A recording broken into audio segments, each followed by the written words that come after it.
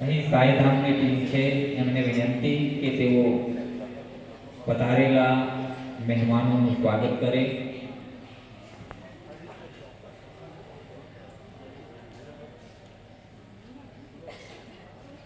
ચેતનભાઈનું સ્વાગત થઈ રહ્યું છે. આપણે એક વખત જોરદાર તાળીઓથી વધાવીએ.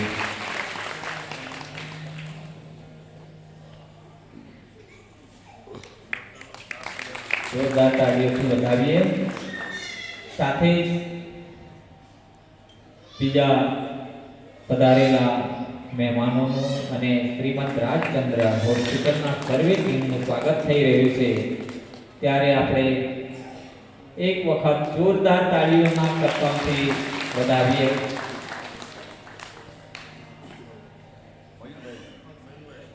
મયુરભાઈ નું સ્વાગત આપણા સાઈધામના સતીશભાઈ કરી રહ્યા છે. જોરદાર તાળીઓથી વધાવીએ. આપણે તાલ ઉડાડીને સ્વાગત થઈ રહ્યું છે.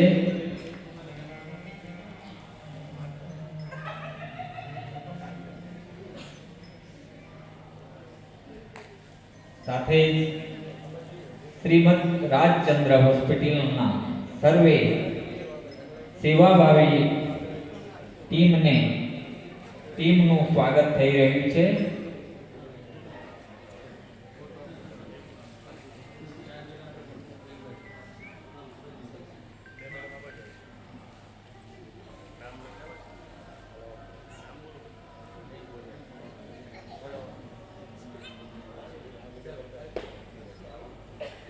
શ્રીમંત રાજચંદ્ર હોસ્પિટલના સર્વે ભાઈઓનું એક વખત જોરદાર તાળીઓથી આપણે વધાવીએ.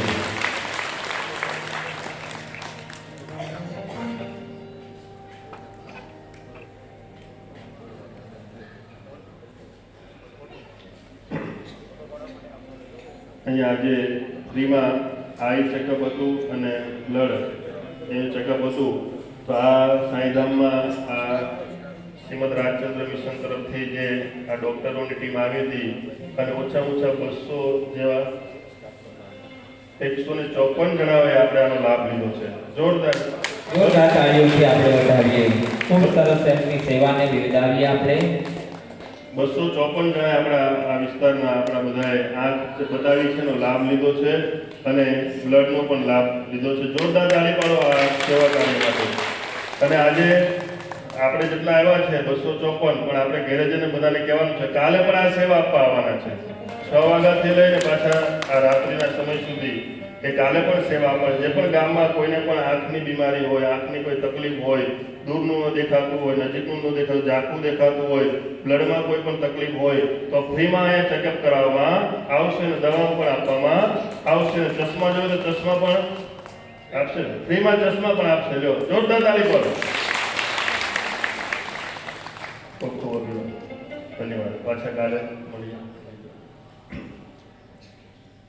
સરસ સેવા કરી રહી છે શ્રીમદ રાજચંદ્ર મિશન. અને અમારા ચેતનભાઈ, બજરંગદળના ચેતનભાઈ છે, મારા પરમ મિત્ર છે, સખા છે, ભાઈ છે, મોટા ભાઈ છે અને ખૂબ જ તેજસ્વી પરાક્રમી જેવા છે. હો ભાઈ, જોરદાર તાળી પાડો.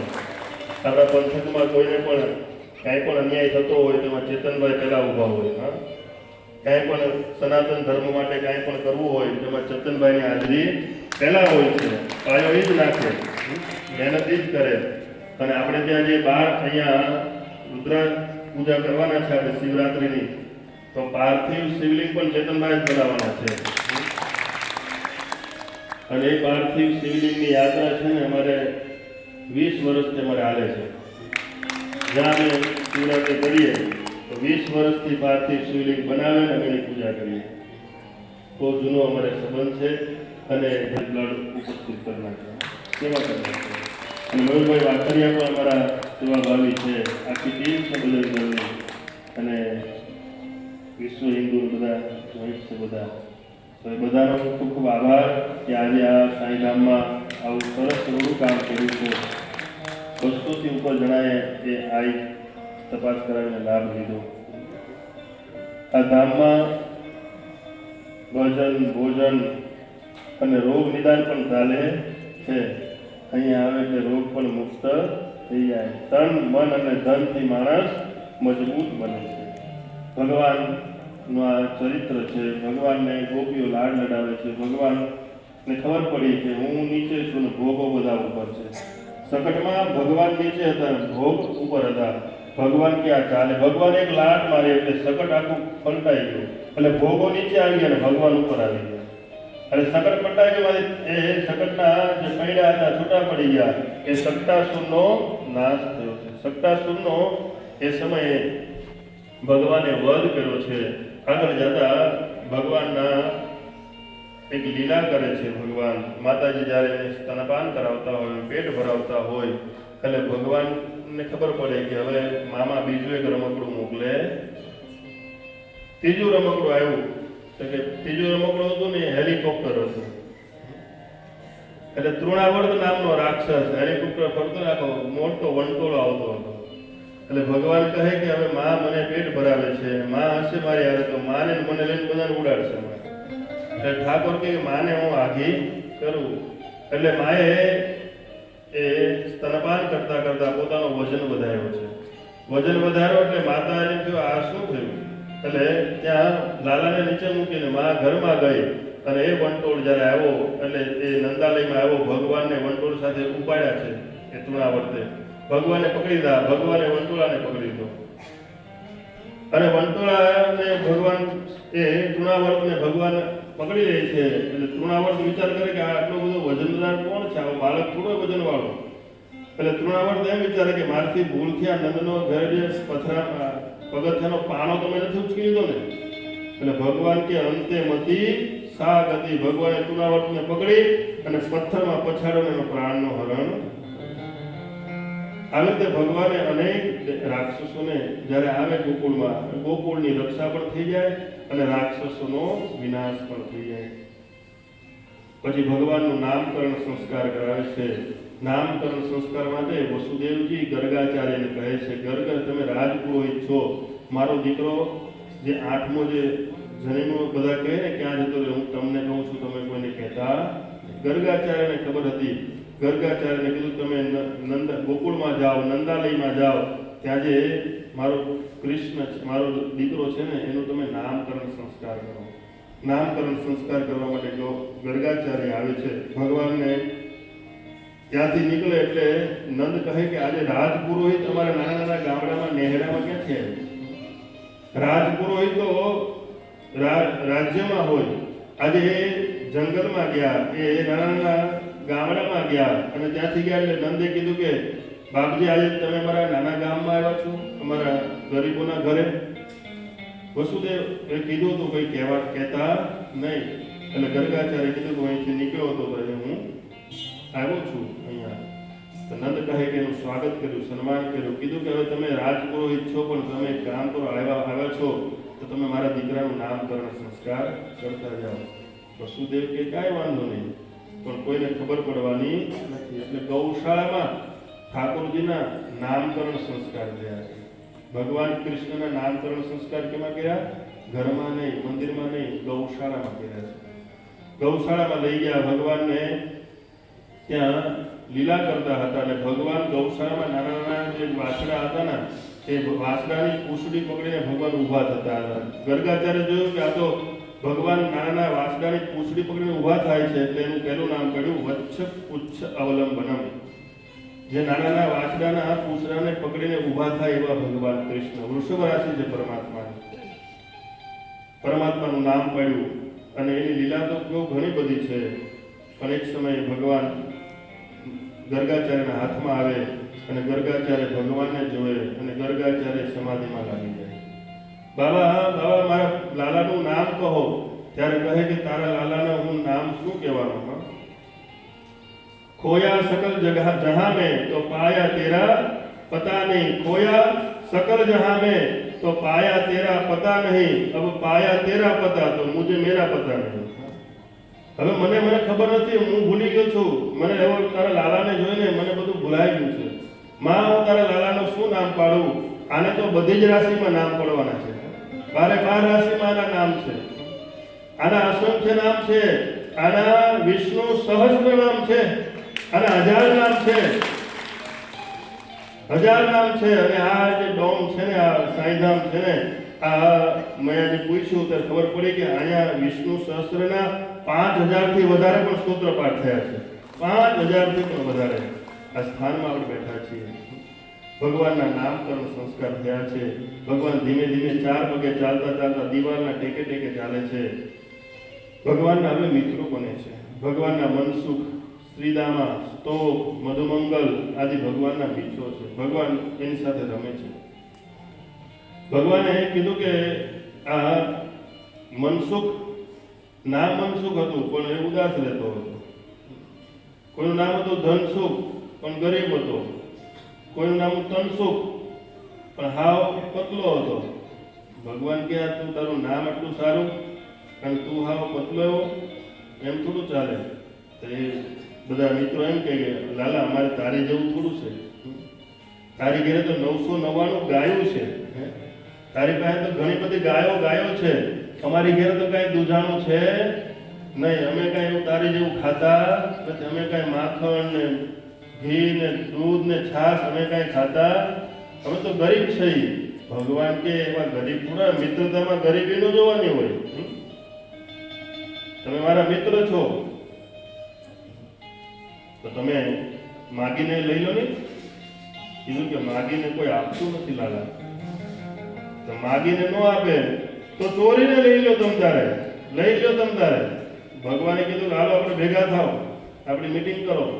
અને કીધું કે હવે આપણે એક ટીમ બનાવવાની છે, એક આપણે મંડળ બનાવવાનું છે. કયું મંડળ? ડોંગરેજી બાબા કહેતા કે ચોર્ય વિદ્યા પ્રસારણ મંડળ. ચોરીની વિદ્યા પ્રસારણ મંડળ આપણે બનાવવાનું છે અને હું એમાં પ્રમુખ છું. અને કોઈ ગરીબ ન રહેવું જોઈએ. કોઈને એમ લાગે આની ઘેર વધારે છે આપણે ઇન્કમ ટેક્સ રેટ પાડી દેવાની, એનું ઉપાડ લેવાનું. આપણે બધાનું ચોરીને ખાઓ પણ તાજામાં જ આનંદ થયેલો. તમે હાવ તમારું નામ તો જોવો ને તમારું શરીર જોવો. કાનાનો મિત્ર કે ડુબળો થોડો હોય, ગમે એમ કરો પણ તમે માખણ ખાઓ. એટલે ભગવાને કીધું આપણે આ જ કરવાનું છે. અને આપણા સભ્ય વધારો, બધા સભ્ય વધવા જોઈએ.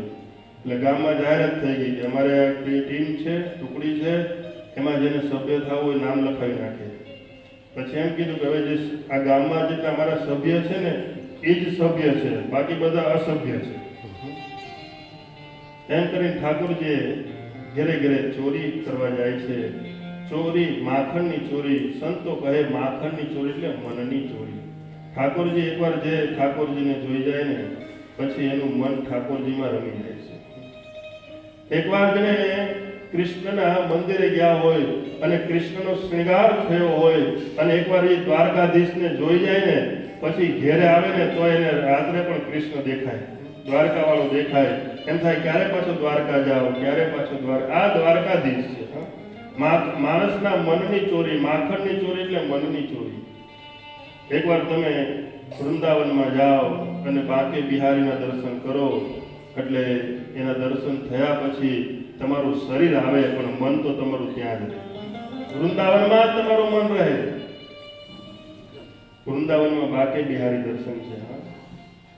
મેરે બાંકે બિહારી લાલ તો ઇतना ના કીજે શ્રृंगार नजर तो लग जाएगी, नजर तो लग जाएगी। बिहारी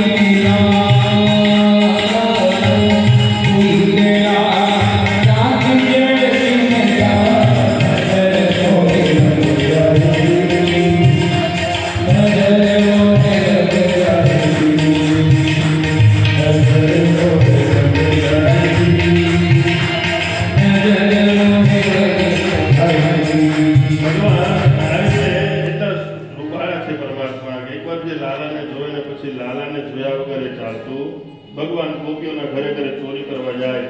ગોપીઓ ભેગી મળીને યશોદાને કહે તારો લાલો અમારી ઘરમાં માખણની ચોરી કરી જાય છે, અમારી માખણની ચોરી કરી જાય, તારો લાલો ચોર છે. યશોદા કહે કે મારા લાલાને ચોર નહીં કહેવાનો, મારો લાલો નાનો હોય તમારું કેટલું માખણ ચોરી જાય? એક મૂઠો, બે મૂઠા, એક માટલી ફોડે, કેટલી માટલી ફોડે? કેટલું તમારો એ ચોરી કરી જાય. તમારી ઘરે મારો લાલો આવે, તમારા માટકીમાંથી એક માટકી ફોડીને માખણ લઈ જાય ને તો તમારે મારી ઘરે આવીને 2 માટકી માખણ લઈ જવાનું. મારા લાલાને ચોર નહીં કહેવાનો. તમે એને ચોર કહેવો, નાનો છે તો ભવિષ્યમાં એને કોઈ દીકરી નહીં આપે, મારા દીકરાને લગ્ન નહીં થાય, માને તો આગળની ચિંતા હોય ને. ચોર નહીં કહેતા મારા લાલાને. તમારે જોયે તો મારું આખું લેતા જાઓ, બધું લેતા જાઓ, પણ મારો લાલો ચોર નહીં.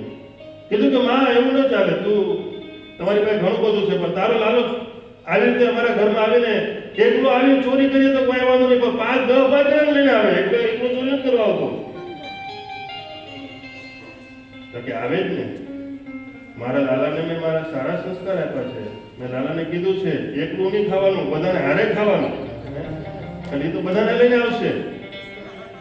અરે માં એ બધાને લઈને આવે વાંધો નહીં, પણ પાછા એકબીજાને ઉડાડે, બગાડે, ખાય ઓછું બગાડે વધારે.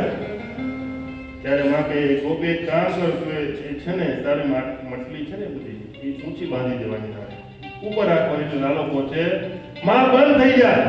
એ તો મેં બધા કરી જોયું. આ તારો લાલો 5 જણને લઈને આવે, નીચે 5 ને ઉભા રાખે, ઉપર 3 ને ઉભા રાખે, ઉપર પોતે ચડે અને માટલી ફોડીને ખાઈ છે. આ તારો લાલો ચોર છે. એવી રીતે ભગવાનને લીલા કરે છે, કોઈ પણ રીતે ઠાકોરજીને મનાવે છે. યશોદા તો માધ્યમ બને છે, આ બધું કેવું માધ્યમ બને છે. હકીકતમાં તો એ છુપાઈને લાલાને જોયા કરે, જો તારી માને કહું છું, જો તારી માને મનાવે છે. આવો ભાવ છે. ગોપીઓ બધી વારે વારે ત્યાં ભગવાનની લીલા કરે છે. ત્યાં અનેક ગોપીઓ ભગવાનની સાથે રહે છે. માં કોઈની ફરિયાદ સાંભળતા નથી. એક સમયે ભગવાન બાળ મિત્રો સાથે રમતા હતા અને રમતા રમતા ભગવાને થોડી માટી મોઢામાં નાખી, થોડી મૃતિકા ભક્ષણ કર્યું, માટી થોડી ખાધી ભગવાને. એટલે દાવજીએ કીધું કે મૈયા લાલાએ માટી ખાધી છે, મૈયા આવી છે. મૈયાએ કૃષ્ણને પકડ્યો. મૈયા કહે તે માટી ખાધી કે ના, મેં માટી ખાધી નથી. તો આ દાવજી કહે, અગ્રજ બી કહે છે, આ અગ્રજ મોટા ભાઈ પણ કહે છે કે નહીં માં કોઈ નથી ખાધી, મેં નથી ખાધી. બતાવો તારું મુખ. જ્યારે મુખ ખોલ્યું ને ત્યારે ભગવાને માતાજીને બ્રહ્માંડનું દર્શન કરાવ્યું છે. ભગવાનનું મુખ ખોલ્યું એટલે સૂર્ય, ચંદ્ર, નવગ્રહો, બ્રહ્માંડ, પૃથ્વી, ભારત, ઉત્તર પ્રદેશ, ગોકુળમાં અંદર જોયા તો યશોદા અને કૃષ્ણ પણ ભગવાનના મુખમાં દેખાયા. માં વિસ્મય પામી. આ શું? ત્યારે ભગવાન માને એમ કહે, માં તારું દૂધ હું એક નહીં આખું વિશ્વ પીવે છે. તારું દૂધમાં આ તારું ભરણ પોષણ છે, આખા વિશ્વને હું ચલાવું છું. ઠાકોરજીનો ભાવ છે. ભગવાને માયા મૂકી દીધી, માં ભૂલી ગયા છે. આગળ જતા બધા ચર્ચા કરે છે. ભગવાન આવી રીતે અનેક લીલા કરે છે. ભગવાન મોટા થાય એટલે નાના વાછડાઓને ચરાવવા પહેલા જાય છે, નાની નાની ગાયોને ચરાવવા જાય છે. ગાયને ચરાવતા ચરાવતા ઠાકોરજી એક દિવસ લીલા કરે. ભગવાન જ્યારે આ બધી લીલા પણ કરતા જાય, અનેક સમયે યશોદાને થયું કે આ બધી ગોપીઓ એમ કહે કે તારા લાલાએ આજે મારી મટકી ફોડી ગયો, મારી ઘરે દહીંની ચોરી કરી ગયો, મારી ઘરે માખણની ચોરી કરી ગયો, તો શું મારા ઘરમાં ઓછું છે? મારા ઘરમાં તો એમ સૌથી વધારે ઘી માખણ છે, તો લાલો મારા ઘરનું કેમ નથી ખાતો? એટલે માને વિચાર આવ્યો કે મારા ઘરમાં હું માખણ કાઢતી નથી. અમારી કામવાળીઓ બધી દાસીઓ માખણ બનાવે ને એટલે કદાચ લાલાને એ માખણ નહીં ભાવતું હોય. એટલે માં યશોદા હવે આ મોટી ઉંમરે દોણી લઈ અને મંથન કરવા બેઠા છે. બહુ સુંદર સ્વરૂપ બતાવ્યું છે માતાજીનું. માતાજી જ્યારે દોણી લઈને જ્યારે દધી મંથન કરે, ભગવાન કૃષ્ણ નજીક આવે, માને વાલ કરે, પ્રેમ કરે. ભગવાન ને જગદંબા માતાજી યશોદા ભગવાનને ખોળામાં રહી થોડું થોડું માખણ ખવડાવતી જાય અને ભગવાન કહે કે આજે ભગવાન એની ઘરે માખણ ખાય છે, યશોદાના હાથથી માખણ ખાય છે. ભગવાન કહે કે માં હજી મારામાં ઓતપોત છે કે સંસારમાં ઓતપોત છે? એટલે ભગવાને રસોડામાં એક દૂધ હતું ને એ ગરમ થતું હતું, ઉભરાણું છે. જ્યાં દૂધ ઉભરાણું એટલે માતા યાદ આવ્યું, દૂધ ઉભરાયું છે. મા કૃષ્ણને મૂકી નીચે અને દૂધને ઉતારવા ગઈ. એટલે ભગવાનને એમ છે કે આ માને નહીં, આ દૂધમાં પ્રેમ કરે છે. એટલે ભગવાને જે દ્રોણી માટલી હતી ને ફોડી નાખી એટલે ઘરમાં છાસ થઈ ગયું. માં આવીને જોયું તો આ કૃષ્ણએ દોણી ફોડી નાખી. કૃષ્ણ આ તો તોફાન કરે છે. આ બધા આખું ગામની ગોપીઓ કહેતી હતી કે તારો લાલો અમારી માટકી ફોડી નાખે છે, અમારા ઘરમાં માખણ આમથી તેમ ફેંકે છે. આજે માને ક્રોધ આવ્યો એટલે માએ એક લાકડી લીધીને કૃષ્ણને મારવા દોડી છે. માં દોડે આગળ, પણ આ મોટી ઉંમરની માં કેટલું દોડી શકવાની? કૃષ્ણ ભગવાન બહુ દોડે. માં થાકી જાય, માં આરામ કરીને બેસે એટલે ભગવાન કૃષ્ણ પાસે નજીક આવે, માં પકડી લે છે. માં પકડી અને ભગવાનને એક દામની સાથે બાંધે છે. એક રસ્સી લઈ અને એક ઉલુખલ લઈ એમાં ભગવાનને પેટથી બાંધી દે. દામ એટલે રસ્સી અને ઉદર એટલે કે પેટ. દામ ઉદર કરે છે એટલે ભગવાનનું નામ પડ્યું દામોદર. દામોદર એટલા માટે નામ પડ્યું કે આજે ભગવાનના પેટ ઉપર માએ એક રસ્સી બાંધી છે. દામને કહેવાય રસ્સી અને ઉદર એટલે પેટ. માતાજીએ બાંધી દીધા ભગવાનને. ભગવાનને બાંધીને કીધું કે કોઈ આને કાંઈ ખાવા દેતા ને આને એમ જ રહેવા દો, ભલે બહુ તોફાન કરે છે. માં બીજા કામમાં જતી રહી. ધીમે ધીમે ભગવાન એ દામ સાથે એ ઉલુખલ સાથે ભગવાન ધીમે ધીમે ચાલતા નંદાલયની બહાર બે વૃક્ષો હતા, તે વૃક્ષોની વચ્ચેથી ચાલવા ગયા તો ભગવાન તો જતા રહ્યા, પણ જે દામ હતું, જે ઉલુખલ હતું એ ફિટ થઈ ગયું છે, આગળ નથી. ભગવાને ઓર જોર કર્યું તો ઝાડવા બે પડી ગયા અને ભગવાન ઝાડવામાંથી બે ગાંધર્વો ઉત્પન્ન થયા અને ભગવાનની સ્તુતિ કરી. કુબેરના દીકરા હતા, નલ કુબેર અને મણિગ્રીવ. શ્રેષ્ઠોના સંપત્તિ વાળાના દીકરા હતા એટલે મદોન્મત હતા. નારદજીના શ્રાપ લઈને પૃથ્વી ઉપર આવ્યા હતા. ભગવાન એને મુક્ત કર્યા છે. ભગવતી જોવે કે મારા દીકરાએ આટલા મોટા આ ઝાડને પાડી દીધું. બધા આવી ભગવાનની અનેક લીલાઓ થાય છે.